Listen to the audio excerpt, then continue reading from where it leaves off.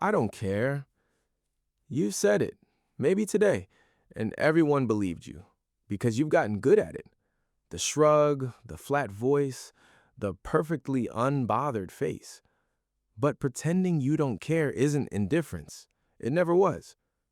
It's armor, built quietly over years by someone who cared so much it almost broke them. And here's what nobody has said out loud yet. The people who pretend the hardest feel the most, every time, without exception. You're not cold. You're not detached. You're exhausted from caring in a world that punished you for it. And this is going to show you exactly why. But where does this come from?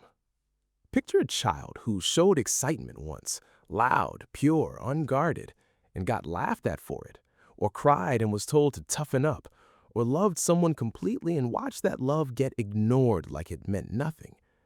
That child made a decision, not in words, not consciously, but somewhere deep the equation formed. Caring out loud equals getting hurt. So they stopped showing it. They learned the shrug, the flat face, the whatever. That child was you, and the lesson stayed long after the moment that taught it. You do it fast. That's the tell. Before someone even finishes the sentence, before the rejection lands, before the disappointment fully forms, you've already said it. It's fine. Whatever. I don't care. Not because you don't, because you got there first. There's a split-second move happening. Someone says something that could hurt, and your brain cuts the wire before the feeling travels. You shrug before you've even processed what was said. And you've done this so many times it feels like your natural personality now. People think you're laid back, easygoing, hard to sake. They don't see the version of you that replays the conversation at 2 a.m., that felt the thing fully, just privately, where nobody could witness it and use it against you. That's not indifference. That's a system, and you built it deliberately, even if you don't remember deciding to. But here's what nobody tells you. When did caring start to feel dangerous? Think about it. There was a moment, maybe many moments, where you showed how much something meant to you. You let it show on your face, in your voice. You were visibly invested. And something went wrong. They didn't match your energy. They laughed. They left. They used it against you later. Or worst of all, they simply didn't care back. And your brain filed that away, loud and clear. Caring out loud makes you vulnerable. Vulnerable means exposed. Exposed means you can get hurt. So the armor came up, slowly at first, then faster, then automatic. Psychologists call this emotional suppression, not the absence of feeling, but the active management of what feelings get to be seen. You didn't stop feeling, you stopped broadcasting. And that felt like safety, for a while. And this is where it gets darker. Here's something you do that you've probably never named. You don't tell people what you want. Not really. You stay vague. You say, I don't mind when you do. You volunteer, I don't care before anyone asks. Because in the logic you built, if you never admit you wanted something, you can never officially lose it. If you never said you wanted the job, the rejection hurts less. If you never told them you liked them, the silence isn't technically rejection. If you never showed how much the friendship meant, the distance doesn't count as abandonment. You've been playing a game where you can't lose because you never officially entered. You're not protecting yourself from pain. You're protecting yourself from the specific pain of being seen wanting something and not getting it. Most people never see this part. Here's the hardest part. Stay with me. The armor works. That's the problem. Nobody hurts you the way they used to. Nobody sees you care and uses it against you. You've built something genuinely effective, a version of you that is very hard to wound. And it is also slowly making you invisible. Because people mirror what they're given. You give cool, you give unbothered, you give whatever. And they believe it. They stop trying to reach you. They stop sharing things. They stop inviting you in.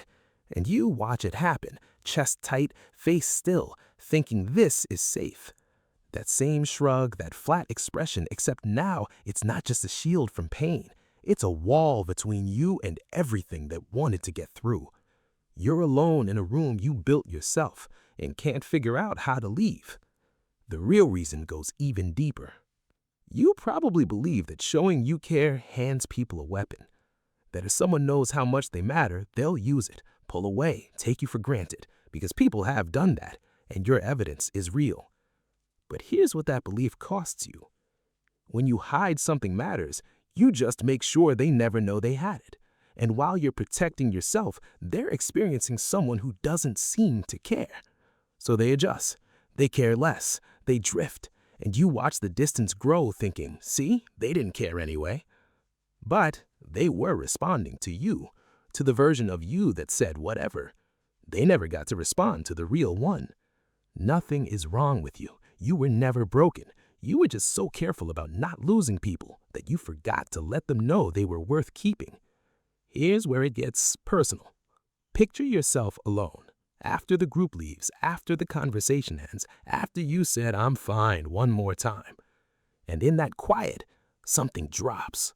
The performance ends, and for just a moment, you feel the full weight of it. How much you wanted them to ask twice, how much it mattered that they didn't, how much you miss being someone who could just say, "This hurts." You built this so gradually you didn't notice it becoming a cage. There's a version of you that was more open.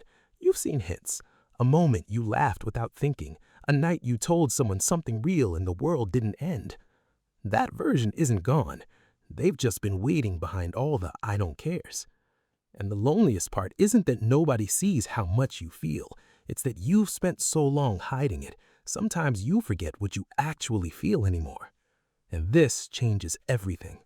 You don't have to dismantle all of it today. The armor kept you alive through things that would have broken a lot of people. It deserves respect before you start taking it apart. But the question changes now. Not how do I protect myself from caring, but what would it feel like to let one person see one true thing? Not everything, not all at once. Just one moment where you don't get there first. Where you let the feeling land before you cut the wire. That shrug was always a choice, which means it can be a different one. You came here thinking you're someone who doesn't care. You leave knowing that every whatever, every shrug, every "I'm fine" was never emptiness. It was feeling, compressed so tight it had nowhere to go. The person who learned to look unbothered cared the most. They just ran out of safe places to put it. That shrug doesn't have to be permanent. The thing you were protecting was never your weakness. It was the part of you still capable of feeling everything. That's not a flaw. That's the most human thing about you. Which one are you? Someone who's always been this way, or someone who remembers when they weren't? Drop it below. If this felt personal, there's a video on why people who feel deeply also push others away. It goes even further.